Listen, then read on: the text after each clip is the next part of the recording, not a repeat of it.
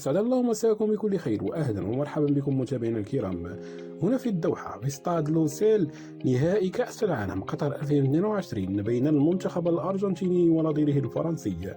في هذا الافتتاح الرائع قبل بداية المباراة كان افتتاح جد رائع تبرهن فيه قطر بأنها نجحت في هذه النسخة أمام الأعداء الأوروبيين والغرب، وبرهنت الكل بأن قطر كبيرة وبلدان العرب قادرة على كل شيء. ففي هذه المباراة الكبيرة في ملحمة تاريخية جمعت بين ليونيل ميسي وكيليان مبابي، فكليهما قدموا مباراة للخيال، فالكل لم يكن يتوقع هذه الملحمة التاريخية. فالأرجنتين تقدمت في شوطها الأول بهدفين مقابل لا شيء، لتنتهي أجواء المباراة في شوطها الأول بتقدم الأرجنتين بهدفين مقابل لا شيء. فكتيبة المنتخب الوطني المغربي كانت حاضرة طبعا لمشاهدة النهائي، وكانت في أعينها بعض الحسرات، كما قلنا بعض الحسرة في أعينهم لعدم المشاركة في النهائي. فكل التوفيق لأسود الأطلس للاستحقاقات القادمة، فلا زال أمامكم العديد من العمل. فعودة للنهائي بعد الشوطين قام ديشان بالعديد من التغييرات، فإكسكالوني قام بتغيير أقلب الموازين وأعطى للفرنسيين النجاعة الهجومية، لأنهم كانوا يتخوفون من دي ماريا الذي بعثر أوراق الدفاع لكان سلاح سكالوني في هذه المباراة. فالكل الفرنسيين كانوا يردون بالهم مع ليونيل ميسي، لكن دي ماريا خرج لهم من جانب آخر. فلكن بعد إخراج دي ماريا تحرر بعد الشيء دفاع الفرنسيين ليتحركوا إلى الأمام ويتقدموا في أطوار المباراة، ويعودون في الدقيقة 80 ويقومون بهدفين خياليين يسجلهما كيليان مبابي في الهدف الأول في الدقيقة 80، وتنقلب المباراة وانقلب السحر على الساحر. يعود كيليان مبابي بالدقيقتين فقط ليضرب الكرة بقذيفة قوية ويسجل الهدف الثاني والتعادل، ليعذب الأرجنتينيين الذين كانوا يفرحون وكانوا يطمحون لتحقيق المبتغى في 90 دقيقة، لكن أحلامهم لم تتحقق، وتذهب المباراة إلى الإكسترا تايم والأشواط الإضافية. فهذا اللاعب الخطير كيليان مبابي قدم مباراة استثنائية وسجل هاتريكا اليوم، فأثبتت الكل بأنه أعظم لاعب قادم في بدون شك. فبعد نهاية مسيرة كريستيانو رونالدو وليونيل ميسي، أعتبر هذا النجم الخطير من بين أفضل اللاعبين في العالم، سيكون على رأسهم بدون شك.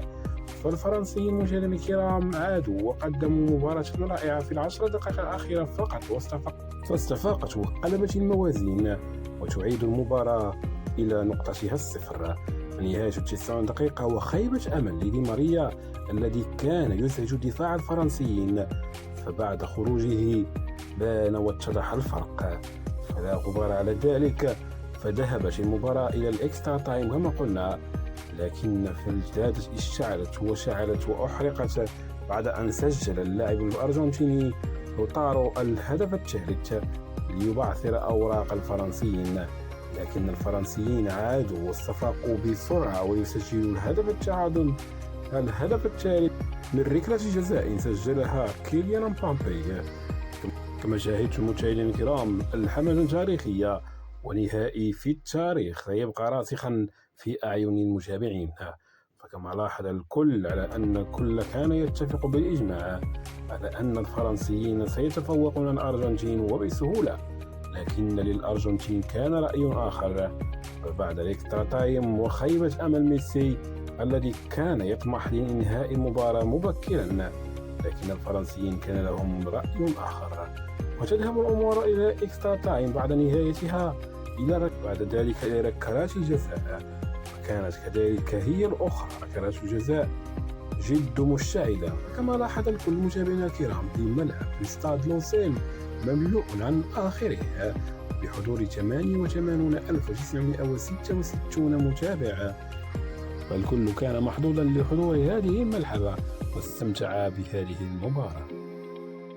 فملحمة تاريخية لكلا الفريقين، لا الفرنسيين والأرجنتينيين، وصراحة قدموا طبقا رائعا في هذه النهائي.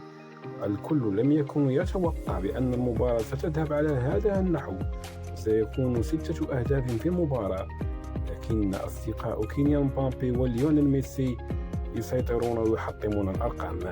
فكما تابع الكل فميسي يرفع رصيده إلى 13 هدفا ضمن 26 مباراة في كأس العالم، ويكون هو بالتالي هو أول هداف للأرجنتين.